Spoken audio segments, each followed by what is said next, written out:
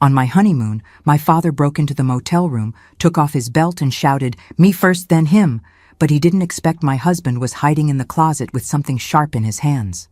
That night, his blood stained the floor, and I was finally free. Good afternoon, my dear ones. Good afternoon, my sweet friends. It's so good to have you here with me again. Come on in, make yourselves comfortable, because today, Grandma Sarah has a story to tell that will make you understand just how strange and terrifying life can be, but also how it can turn around when you least expect it. I'm here in my kitchen, in Cedar Falls, Iowa, preparing some cinnamon sugar donuts for my grandkids who are coming to visit this afternoon. Look, the smell of the hot oil, the cinnamon and sugar. It's enough to make anyone's mouth water, you know? I'm 78 years old with a life well lived, and I can say that every wrinkle on my face tells a story.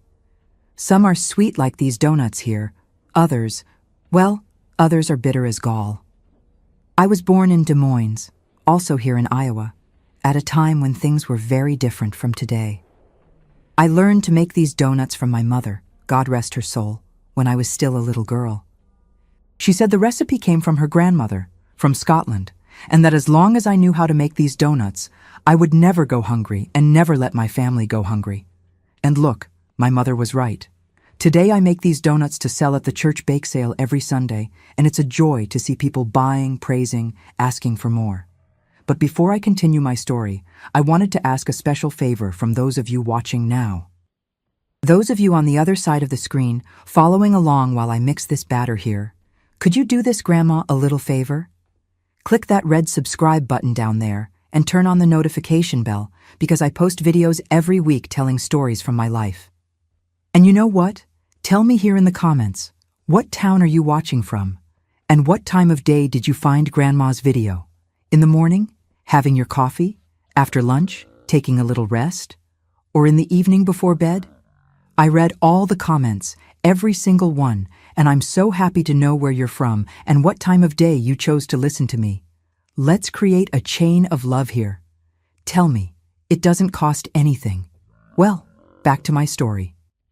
Today, I want to tell you about the most terrifying day of my life.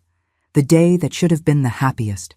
The first day of my honeymoon, but which turned into a nightmare of blood and despair. You saw it at the beginning, right?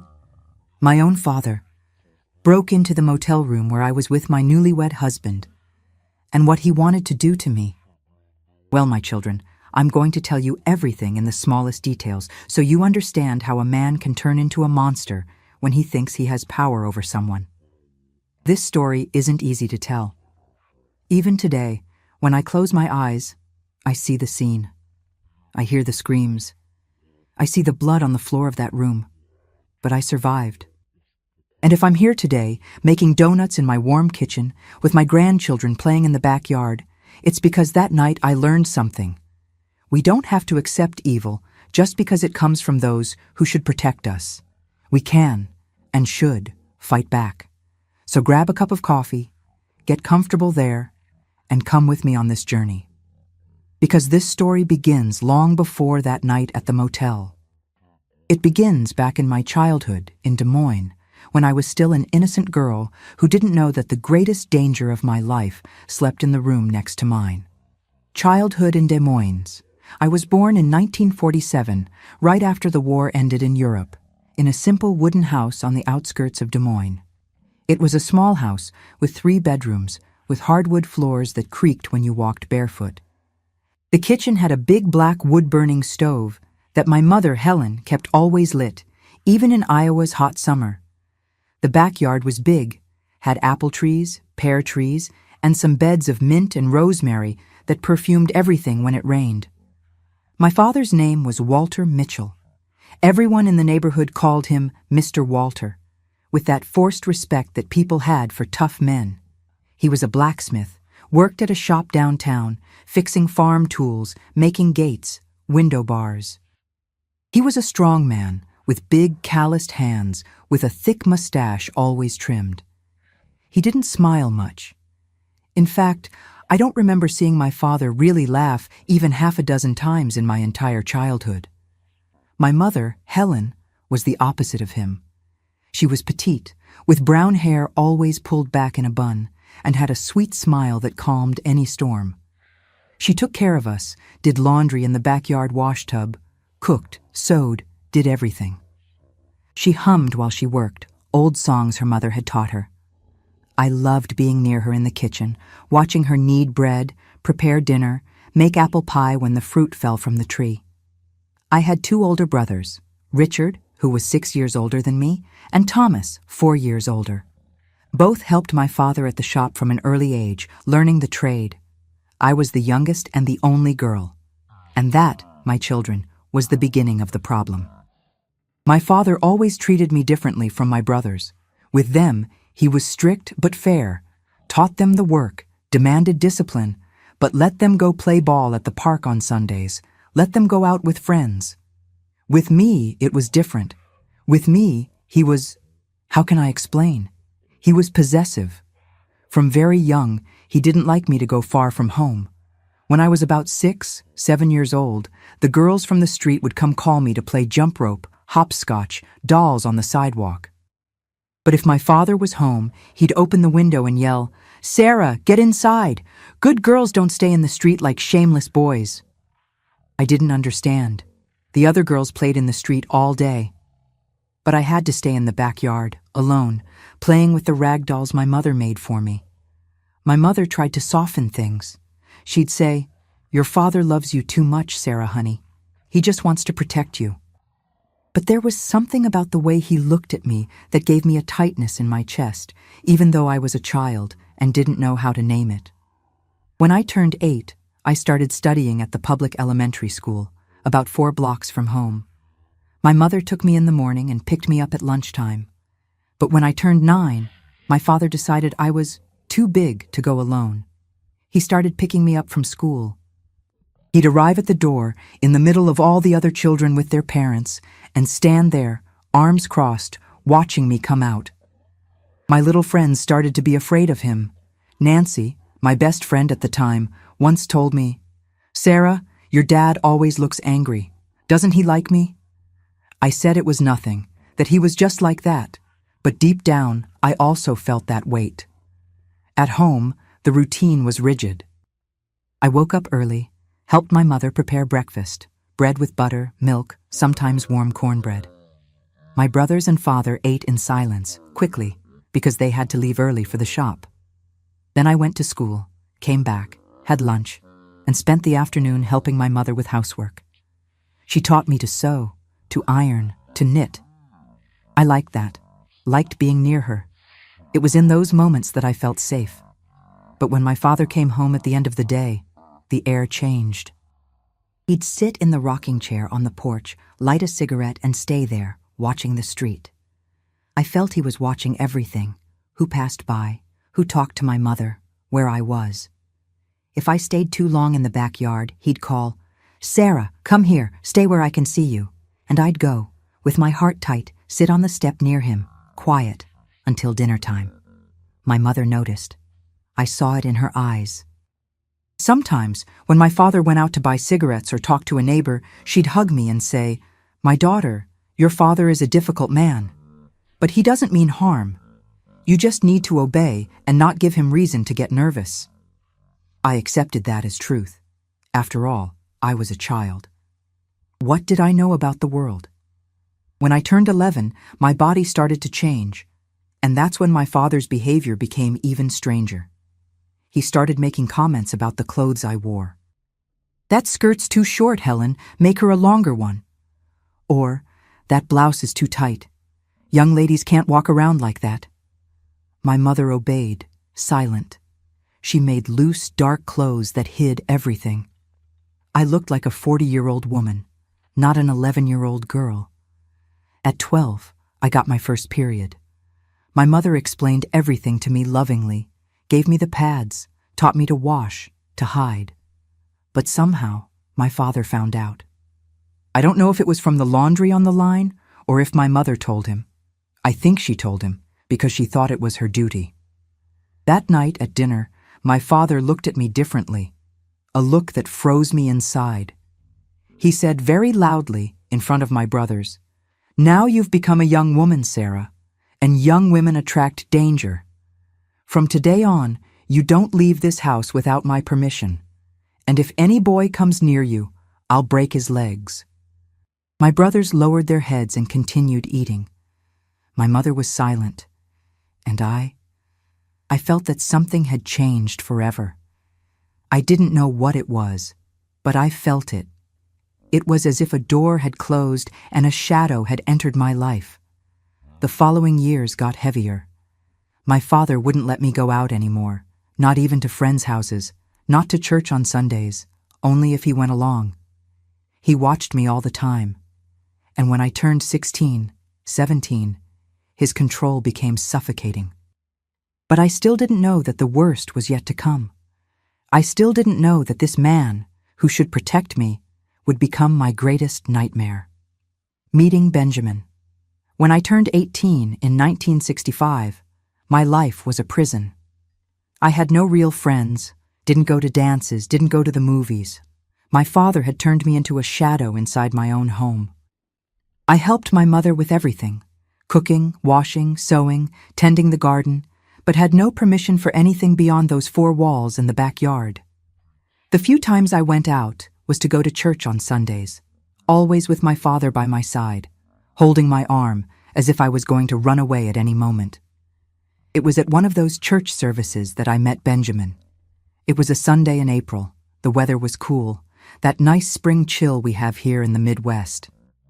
After the service, there was a potluck in the church courtyard, selling hot dogs, pie, barbecue. My father had stopped to talk to some men from the shop, and my mother had gone to buy some food to take home. I stood there, by the church wall, watching the activity, when a young man approached. He was tall, dark-haired, with a crooked smile that made my heart skip. He took off his cap and said, "Good afternoon, miss. My name is Benjamin Miller. I'm a mechanic, work at Mr. Thompson's shop over on Station Street. I see you every week at church, and I wanted to know if you'd give me the honor of knowing your name." I turned red as a beet. No one had ever talked to me like that. I could barely respond. I'm Sarah Mitchell."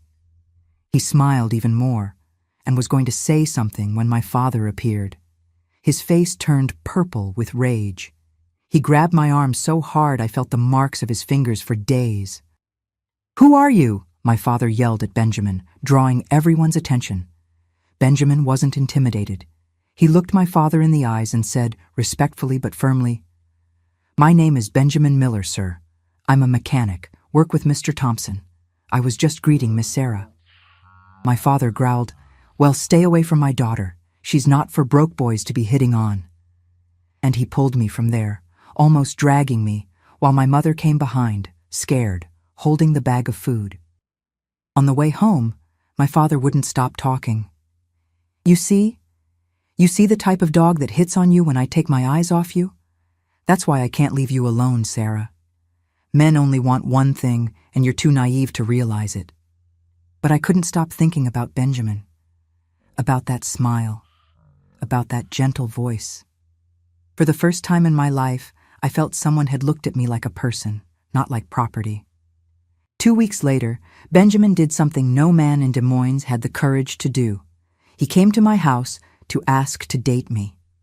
My father was at the shop, so it was my mother who answered the door.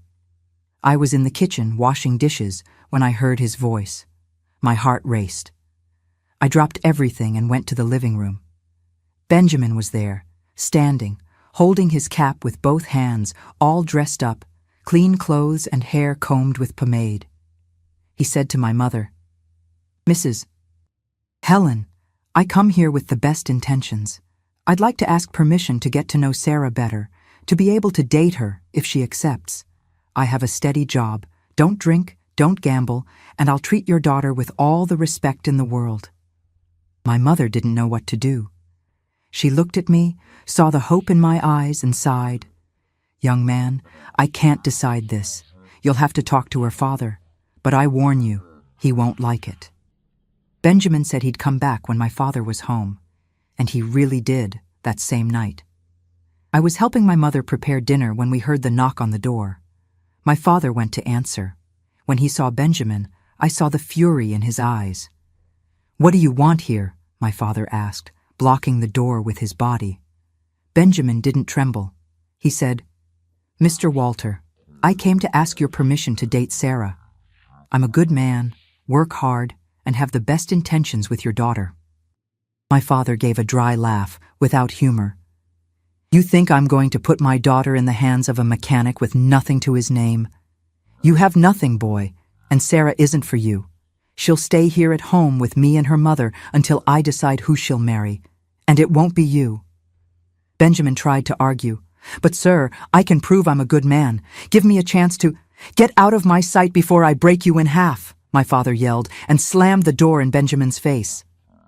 I felt tears rolling down my face. My mother hugged me, but said nothing. My brothers were in the living room, looking at the floor, ashamed. No one ever confronted my father. No one. But Benjamin didn't give up. During the following months, he found a way to meet me in secret. He started attending the same church service as me, always staying at a safe distance from my father. He sent me little notes through Nancy, my childhood friend who worked at the bakery. I read those notes hidden in my room, at night, and cried with happiness and fear at the same time. My father started to suspect. He became even more vigilant.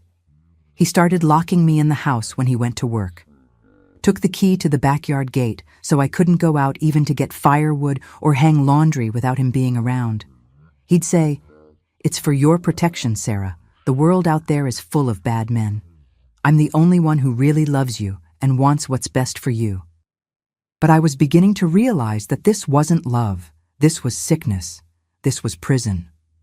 When I turned 21 in 1968, Benjamin saved up courage and money to buy a small house on the outskirts of town. He sent me a note saying, "Sarah, I want to marry you. I'll never give up on you. If you want, we'll elope and get married at the courthouse. I'll protect you from your father. Trust me." It took me months to gather courage, months afraid of what my father would do if he found out. But deep in my heart, I knew. Either I ran away with Benjamin, or I would die suffocated in that house. So, one day in January 1969, 2 months before I turned 22, I ran away. The escape and wedding. It was a Saturday morning. My father had gone to the shop to get some tools, and I had half an hour of freedom. I packed some clothes in a bundle, wrote a note to my mother asking for forgiveness, and left through the back door. Benjamin was waiting for me at the corner in his old car.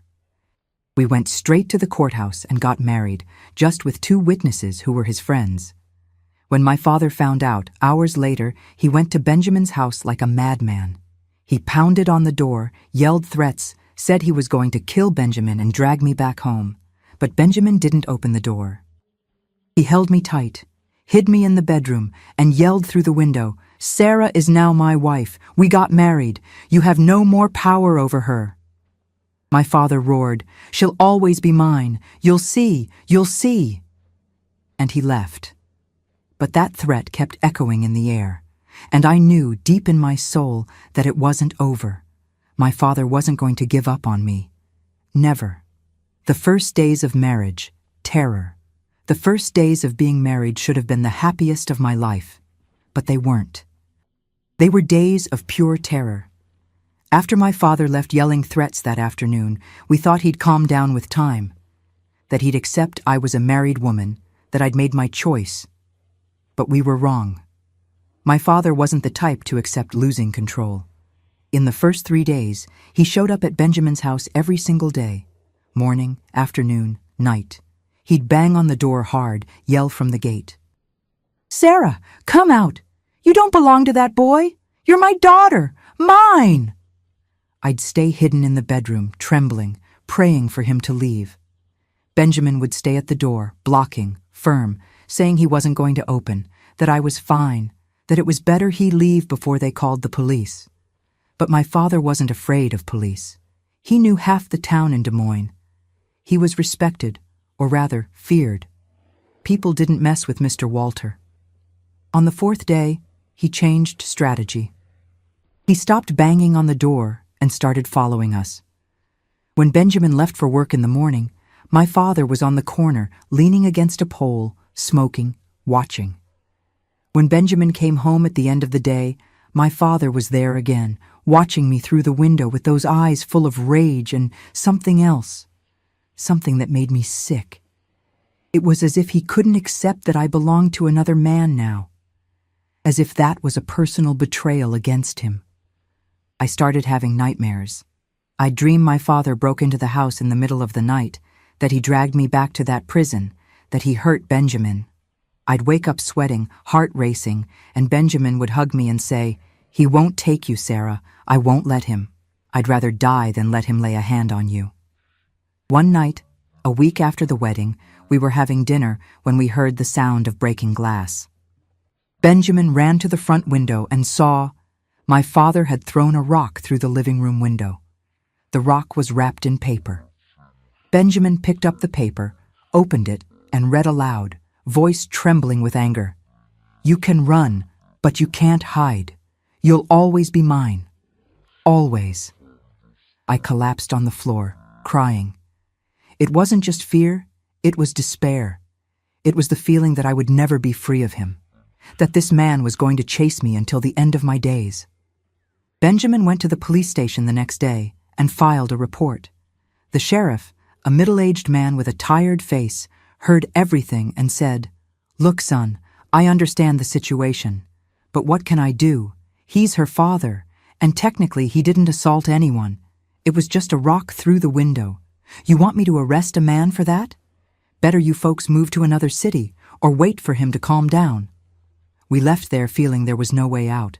The law wasn't going to protect us. No one was going to protect us. That's when Benjamin had the idea. The plan.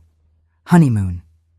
He said, "Sarah, we need to get out of here for a few days.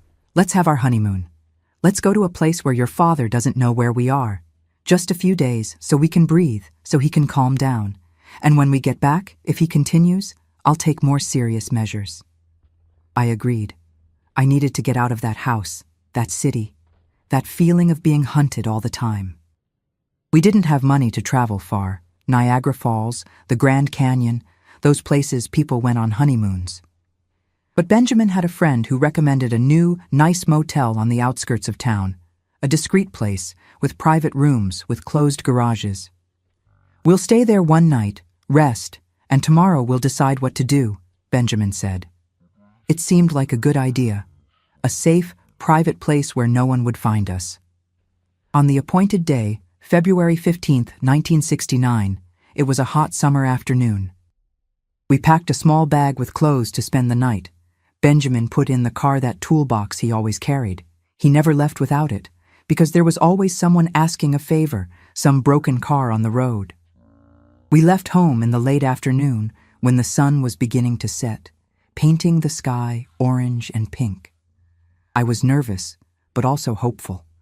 Finally, we were going to have a moment just for us, away from my father, away from that constant tension. Benjamin held my hand while he drove and said, "Tomorrow will be a new day, Sarah. You'll see. We'll figure all this out." The motel was about 20 minutes outside the city on a road lined with oak trees. It was a beautiful place, well-maintained, with gardens and those separate little cabins, each with its own garage.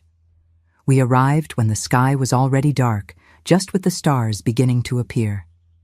Benjamin paid at the reception, got the key, and we went to room number 7. The room was simple but clean, with a big double bed, a wooden wardrobe, thick curtains. The garage had a sliding door that opened directly into the room. Benjamin pulled the car in, closed the garage door, and locked everything. "There," he said, smiling for the first time in days. "Now, we're safe." I started to relax. I took off my shoes, sat on the bed, looked around.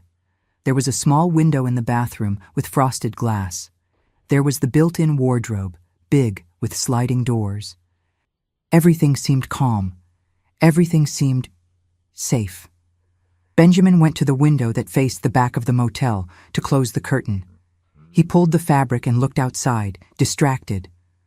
Suddenly he froze. His face turned white as paper. "Sarah," he said with a low, controlled voice, but I felt the panic behind it. "Turn off the light. Now." "What? Why?" I asked, confused.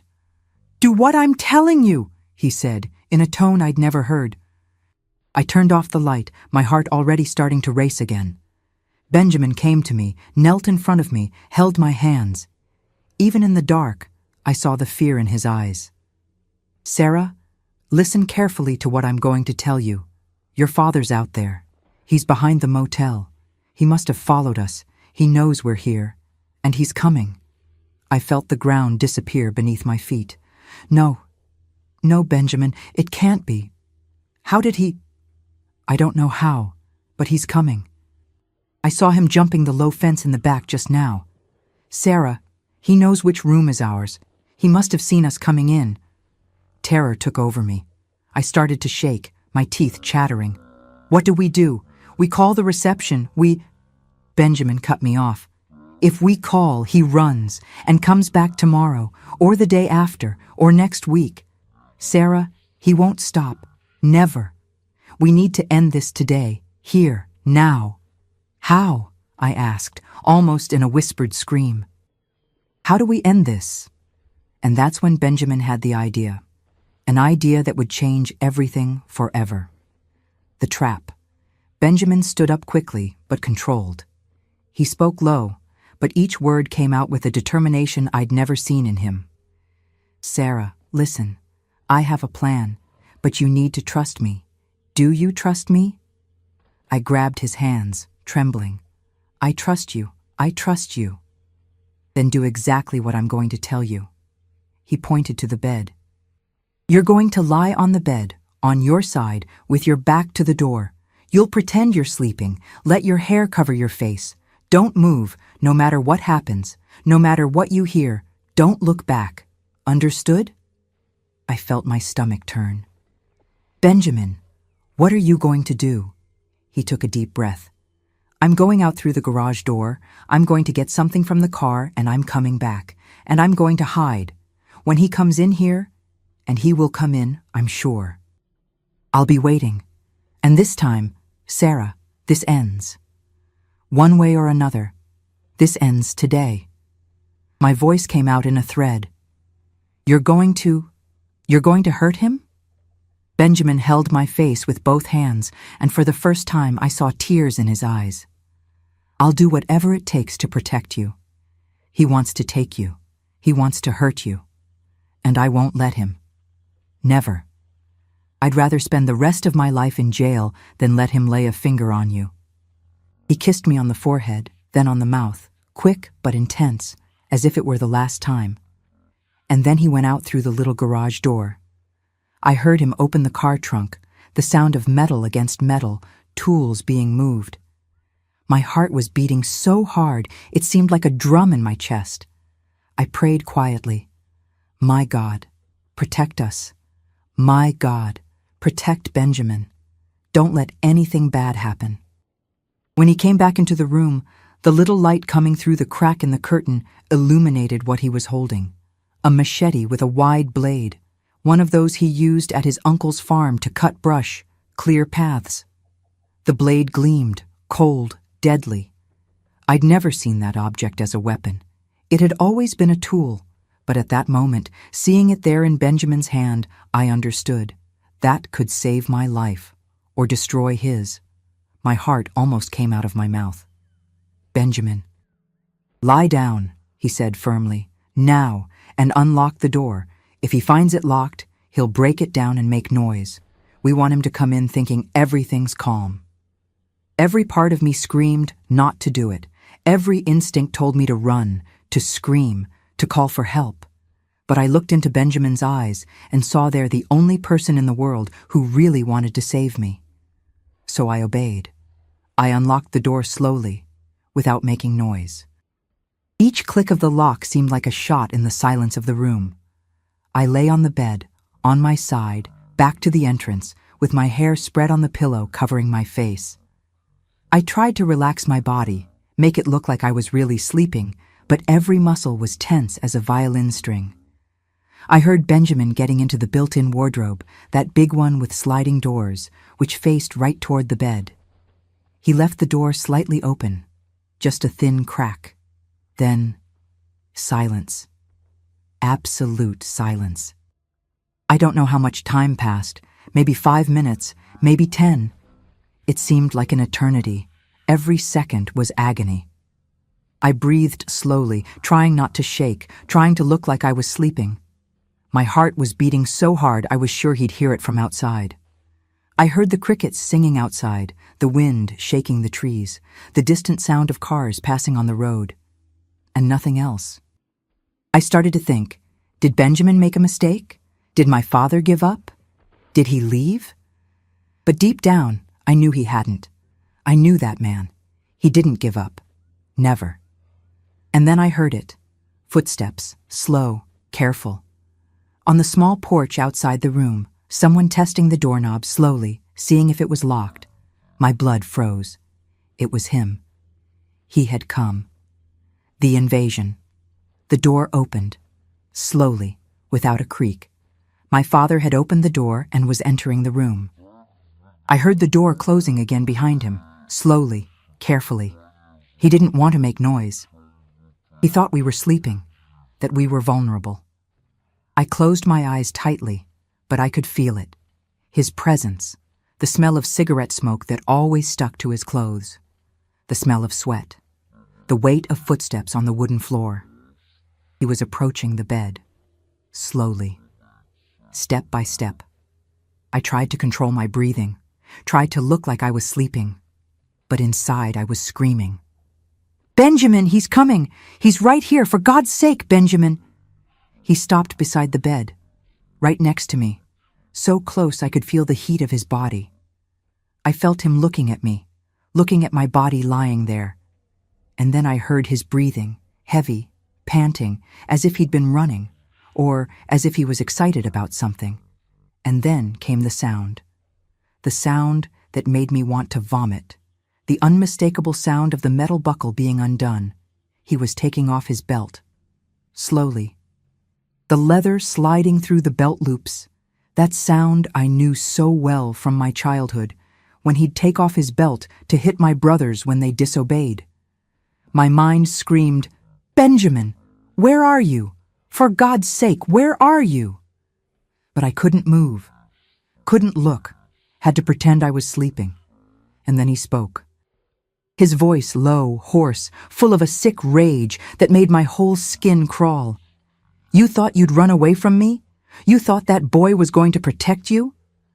I felt him leaning down, his breath on my neck, his voice whispering, venomous. "No one takes what's mine, Sarah. No one. You were always mine, always will be."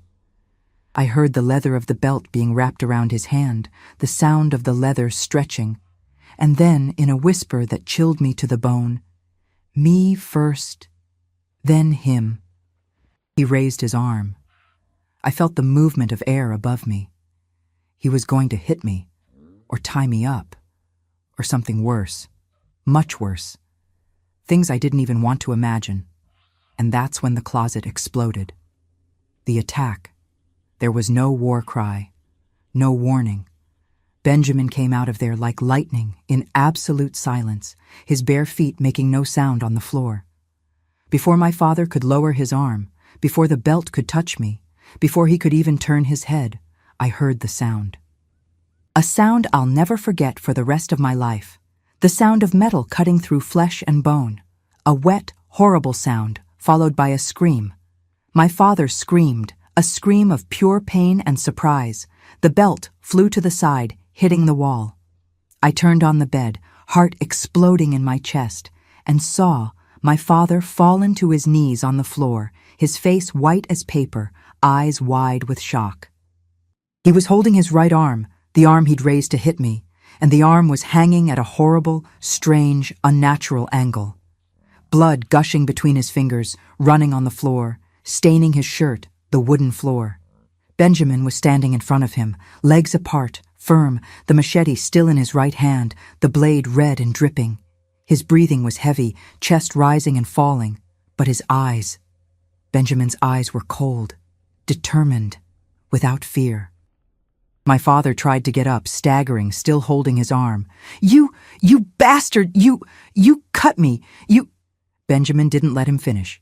He gave a strong kick to my father's chest, throwing him against the wall. My father's head hit the wood with a dull thud that echoed in the room. He slid down the wall, ending up half sitting on the floor, moaning in pain. Benjamin walked to him, put a knee on his chest, pressing, and put the tip of the machete at his throat. Right there on the vein pulsing in the neck. My father froze, eyes wide, finally truly afraid. Benjamin's voice came out low, controlled, but so full of rage and determination that even I felt a shiver. You're listening carefully to what I'm going to tell you, you sick bastard? You broke into your own daughter's honeymoon. You were going to do God knows what to her. You're sick. A monster. But now you're going to listen to me very carefully. He pressed the tip of the machete a little more, making a drop of blood appear. If you come near her again, if you look at her again, if you breathe the air she breathes, I'll come back, and next time I won't aim for the arm. I'll aim here. He pressed a little more. Understood? My father was white as wax, sweating cold, lips trembling. He moaned. It's burning. My arm's burning. I'm going to die. You're not going to die. Benjamin cut him off. You'll live. But you'll live knowing you tried to destroy your own daughter and lost. You'll live with that useless hand for the rest of your life. And every time you look at it, you'll remember, I lost. She's free. And I'll never touch her again. I got up from the bed, my legs shaking, barely holding myself up. I turned on the room light. What I saw made my head spin and stomach turn. There was blood spread on the floor, on the wall, on my father's clothes. His arm was destroyed. The shirt sleeve was torn, soaked in red. But he was alive. Benjamin hadn't killed him. He had cut the arm my father was going to use to hurt me. He had cut his power, had cut his control over me. Benjamin turned to me, still holding the machete, still with that hard, determined expression on his face. But when he saw my face, pale, scared, crying, his expression softened a little. Sarah, go to the reception. Call the police and ambulance, now. I'll stay here with him. I won't let him leave. Go. The aftermath I ran. I ran barefoot through the porch, through the gardens lit by the motel's little lights, to the reception. The lady who was at the counter, a middle-aged woman with her hair up, was startled when she saw me. Disheveled, without shoes, crying, clothes all wrinkled. Miss, for God's sake, what happened? She asked, getting up from the chair. Please, I sobbed. Call the police. Call the ambulance. My father broke into our room. He tried. He was going to hurt me. My husband had to defend himself. The woman turned pale, grabbed the phone and started dialing quickly. I heard her talking to the police, then to the hospital, giving the address, saying it was urgent. The police arrived in 15 minutes. The ambulance came together, the siren tearing through the quiet night. When the officers entered room number 7, they saw the scene. My father on the floor, leaning against the wall, holding his bloody arm, moaning softly. Benjamin sitting in the corner chair, the machete on the bed, hands clean, waiting calmly. Benjamin didn't try to run, didn't try to lie. When the older officer asked what had happened, he told the truth, looking straight into the man's eyes. This man is my wife's father. He's stalked us for a week since we got married. Today, he followed us here and broke into the room where I was with her. He took off his belt and threatened her. I was hiding in the closet and attacked to defend her. I didn't want to kill him. I just wanted to stop him. And I stopped him. The officers looked at me. I told them everything. A lifetime of control and suffocation. The stalking after the wedding. The threats. The rock through the window. The police report we'd already filed at the station. Everything. One of the officers, an older man with gray hair and tired eyes, looked at my father with a mixture of disgust and pity. "You broke into a motel room where your married daughter was with her husband?" he asked, voice hard.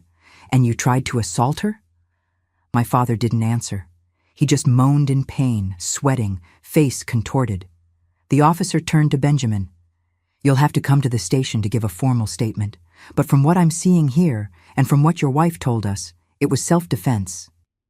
And this gentleman here," he pointed at my father with disdain, "will be arrested as soon as he leaves the hospital.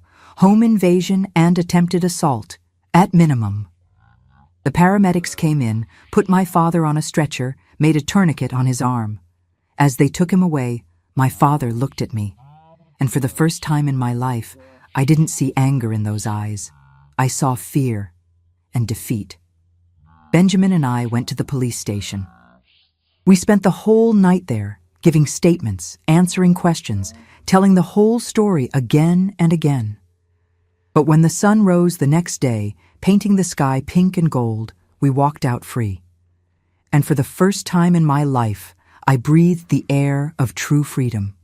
Freedom bought with blood, but freedom nonetheless. My father was arrested for home invasion and attempted assault. At the hospital, the doctors said the cut had been so deep that he'd lost movement in his right hand forever. The hand he used to work. The hand he'd raised to hit me. That hand never worked again. He served 6 months in jail.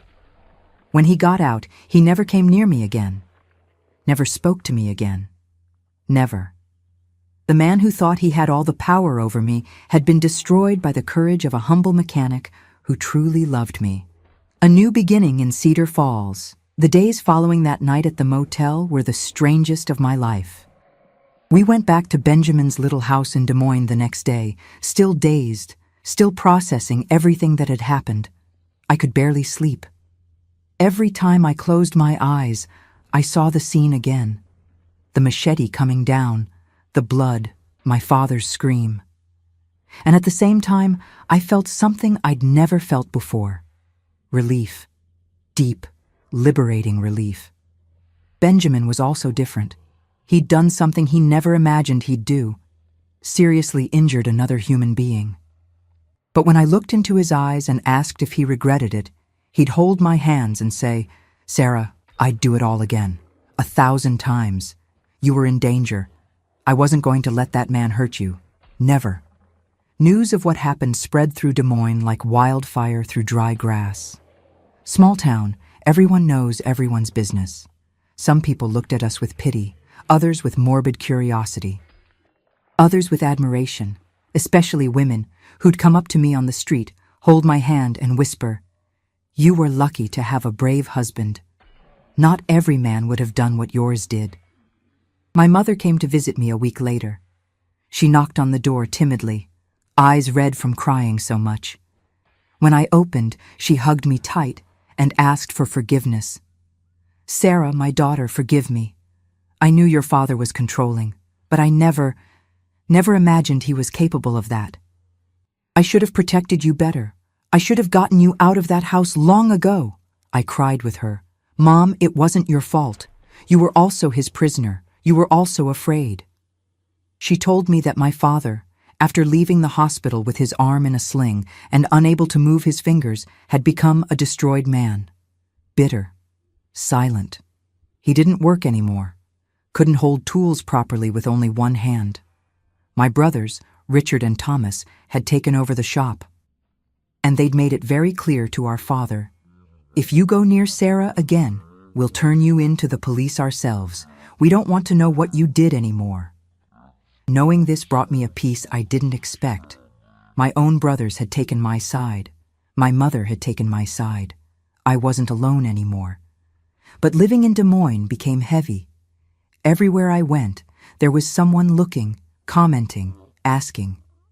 The town was too small to keep that kind of secret. I didn't want to be the girl who was attacked by her own father for the rest of my life. I wanted to start over. I wanted to live. That's when Benjamin had the idea. He had a cousin in Cedar Falls, a town about 2 hours from Des Moines, also here in Iowa. The cousin, named Theodore, owned a car repair shop and was looking for a partner. Benjamin went there to talk and came back excited. "Sarah, we could go there, start over. A new town, new people, new life. What do you think?" I didn't think twice. "Let's go. The sooner, the better." In March 1969, 2 months after that terrible night, we moved to Cedar Falls. We sold the little house in Des Moines, put our life in half a dozen boxes, and left one sunny morning. My mother came to say goodbye, hugged me crying, made me promise I'd visit. My brothers also came and gave me money secretly to help with the move. "We love you, sister. You deserve to be happy." Cedar Falls was different from Des Moines. It was bigger, busier, with more commerce, more people. No one knew us. No one knew our story. We were just another young couple trying to build a life. And that was all I wanted. Benjamin became Theodore's partner in the shop, and the business prospered. He was hardworking, honest, good at what he did. I, in turn, started making cakes and sweets to sell. I remembered my mother's recipes, the things she'd taught me in the kitchen. I started making them for neighbors, then for their friends, and soon I had a steady clientele. Cinnamon sugar donuts, banana bread, honey cakes, cornbread. Every dollar that came in was a victory. Every day without fear was a miracle. In 1970, I discovered I was pregnant. When I told Benjamin, he lifted me in the air and gave a shout of joy that all the neighbors heard. I laughed, cried, and for the first time felt I had a future ahead. A real future, with a family of my own, built on love, not fear. Building a family. My daughter, Teresa, was born in November 1970. She was tiny, pink, perfect. When I held her in my arms for the first time, I made a promise. "My daughter, you'll never go through what I went through. You'll grow up free. You'll be respected. You'll know that your body is yours, and no one has the right to control you. Never." 2 years later came William, then Lucy, then the youngest, James. 4 children, all raised with lots of love, lots of affection, and lots of conversation. Benjamin and I always talked a lot with them, about respect, about boundaries, about asking for help when something was wrong. None of our children grew up afraid of their parents. They grew up with love. With time, the wounds healed. I still had nightmares sometimes, would wake up sweating, thinking my father was at the door. But Benjamin was always by my side, hugging me, reminding me, "He can't hurt you anymore. You're safe. You're with me." I went back to visit my mother in Des Moines a few times a year. My father was never there during those visits. My brothers made sure of that. In 1982, 13 years after that night, my mother called me crying. My father had died. Heart attack. I didn't feel sadness. I felt relief and a little pity. Pity for the man he could have been, but chose not to be. I went to the wake, more for my mother than for him. I looked at his body in the coffin, that man who was once so big and terrifying in my life, and saw just a thin, small, finished old man. His right hand, even dead, was twisted, atrophied, useless. The permanent mark of the day he tried to destroy me and was destroyed. I didn't cry, but I prayed. I prayed that his soul would find the peace he never had in life. I prayed that wherever he was, he understood the evil he'd done. And I prayed thanking God for giving me Benjamin, for giving me the courage to escape, for giving me a second chance to live. My life today. The years passed. My children grew up, studied, got married, gave me grandchildren. Benjamin and I celebrated our silver anniversary, pearl golden. The shop prospered. My sweets business too. We bought a better house, with a big backyard, where I planted apple trees and pear trees, like the ones from my childhood. But this time, they were my trees, in my yard, in my house. A house no one could invade. A house where I was in charge. Today, when I look back, I see clearly. That night at the motel was the night I was truly born. It was the night I stopped being the imprisoned girl and became the free woman. It was horrible. It was bloody. It was traumatic. But it was the price of my freedom. And if I could go back, knowing what I know now, I'd do it all the same. Because freedom is priceless. And no one, not father, not husband, not anyone, has the right to imprison us. Today, here in Cedar Falls, at my 78 years, I live a life that the girl from Des Moines could never have imagined. A simple life, but free. And freedom, my dear ones, is the greatest luxury there is. I wake up every day at 5:30 in the morning. I don't need an alarm. My body already knows the time. Benjamin still sleeps a little longer. He's 81, and his bones hurt more than before, so I let him rest. I go down to the kitchen barefoot, turn on the light, put the kettle on the stove to make coffee. While the water heats, I open the kitchen window and see the sun rising behind the neighbors' houses, painting the sky that beautiful orange. And I give thanks. Every single day, I give thanks for being alive, for being here, for having made it. Tuesday and Thursday mornings are the days I make the cinnamon sugar donuts to sell at the church bake sale on Sundays. Just yesterday, I made 12 dozen. I mix the batter with my own hands. Flour, eggs, milk, sugar, cinnamon. The smell fills the whole house.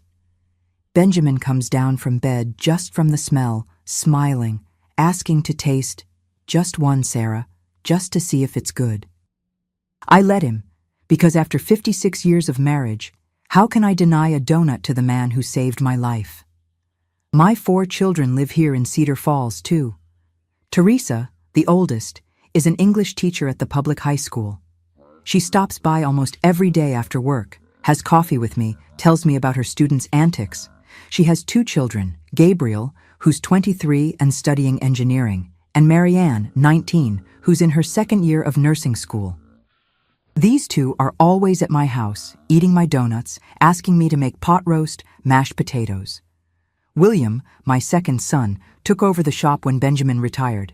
He's just like his father, a good mechanic, honest, hard-working. He has 3 children, Peter, Julia, and Luke. Peter is already 26, already married, gave me a great-granddaughter, little Valentina, 2 years old, who's the light of my eyes. When she comes to my house, she runs straight to the kitchen yelling, "Grandma, donut, donut!" And I just melt. Lucy, my 3rd, works at City Hall in social services. She inherited my soft heart. She's always bringing people here, women who were beaten by their husbands and need a place to stay for a few days, children who are in need and need clothes and food. I never say no, never, because I know what it's like to need help and not have it. Lucy has twin sons, Raphael and Daniel, 16 years old, who are pure chaos but have hearts of gold. And there's James, my youngest, who became a priest. That's right, my dear ones, a priest. He celebrates Mass at the church in the neighborhood nearby. When he told me he had a vocation, I cried with joy. After everything I went through, having a priest son, a son who dedicates his life to helping others, seemed like a gift from God. He doesn't have children, of course, but he's godfather to all the grandchildren, and they love their priest uncle. Every Sunday after James's Mass, I set up my little booth at the church bake sale. I take my donuts, my breads, my honey cakes. I stay there from 9 in the morning until noon. I could just give the sweets to James to distribute for free, but I like to sell. I like talking to people, seeing people taste them and close their eyes with satisfaction. I like earning my little money, even if it's little, because every bill I receive is fruit of my work, of my freedom. No one tells me what to do. No one controls what I do with the money I earn. In the afternoon, when I come back from the bake sale on Sundays, the house fills up. My children all come for lunch. It's tradition. I make a barbecue in the backyard. Benjamin grills the meat. The grandkids play ball. The granddaughters chat on the porch. There's noise, there's mess, there are children fighting, there's laughter. And I stand there in the middle of it all, watching and thinking, this is it. This is what I survived for. During the week, when I'm not making sweets, I take care of the garden in the backyard. I planted lettuce, arugula, cherry tomatoes, peppers, green onions, parsley. There are also the apple and pear trees I planted when we bought this house 30 years ago. Now they're big, give fruit every year. I make apple butter, pear jelly, distribute to neighbors, to the children, take to the bake sale. Tuesday afternoons, I go to the senior citizens group here in the neighborhood. We meet at the community center, do light exercises, play bingo, have coffee, talk. There are some friends there who are my right arms, Mrs. Hortense, Mrs. Zelda, Mrs. Norma. They know my story, I told them one day in a conversation circle about domestic violence. And you know what they did? They hugged me and said I was the bravest woman they knew. I cried that day.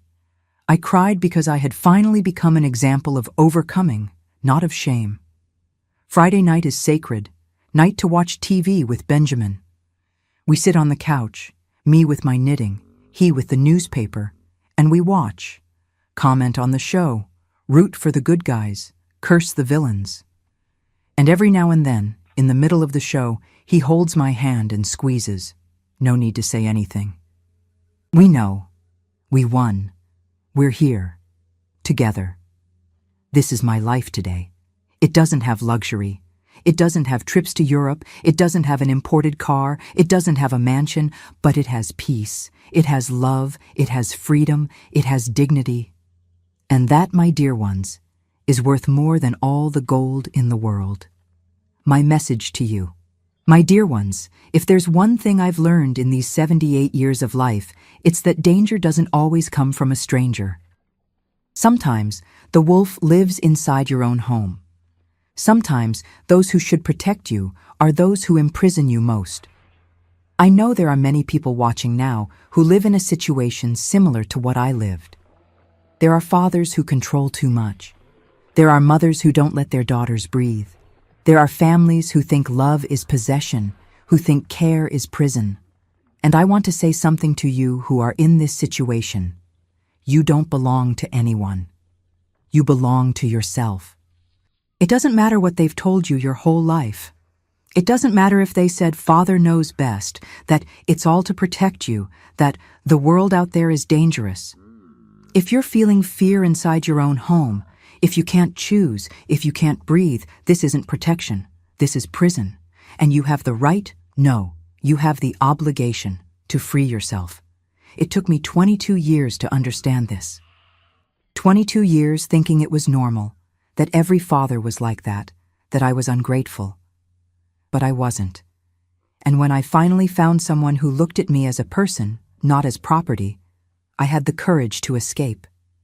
And it was the best decision of my life. If you're going through control, emotional abuse, threats within your own family, listen carefully. Run.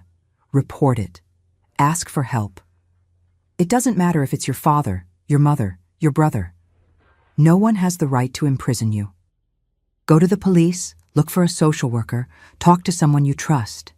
In every city, in every country, there are people and organizations ready to help you get out of this situation. Don't believe when they say family is sacred to keep you hostage. Real family doesn't imprison. Real family liberates. I managed to get out because I had a brave man by my side who risked everything, even his freedom, to protect me. But not everyone has that. Sometimes you'll have to be your own savior. And you can. You're stronger than you imagine. That strength you used to survive until now? Use it to escape. Use it to start over. And look, I won't lie, it will be hard. There will be fear. There will be pain. There will be people judging, saying you abandoned your family. But freedom has a price. And I paid that price. And it was worth every tear, every sleepless night, every disapproving look. Because today, I sleep in peace. Today, I breathe. Today, I live. So, my dear ones, I want to make a special request now. If this story touched your heart, if you know someone who needs to hear this, share this video. Subscribe to Grandparents' Tales. Turn on that notification bell now. Don't wait another minute. Because every person who hears this story could be a life saved. Could be a daughter, a son who will have the courage to leave prison and truly live. And leave me a word in the comments. Just write, freedom. I want to see how many people here understand that freedom is sacred, that freedom isn't negotiable, that freedom is worth more than blood. Do it now, for you, for those you love, for the girl I was and who you might be helping to free today. A kiss to each of your hearts. And remember, you deserve to be free. You always deserved it. Don't forget to like this video, subscribe to Grandparents' Tales, and tell me in the comments what city and state you're watching from.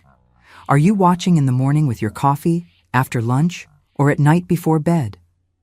I read every single comment and love knowing where you all are from. Let's build a community of love and support here together.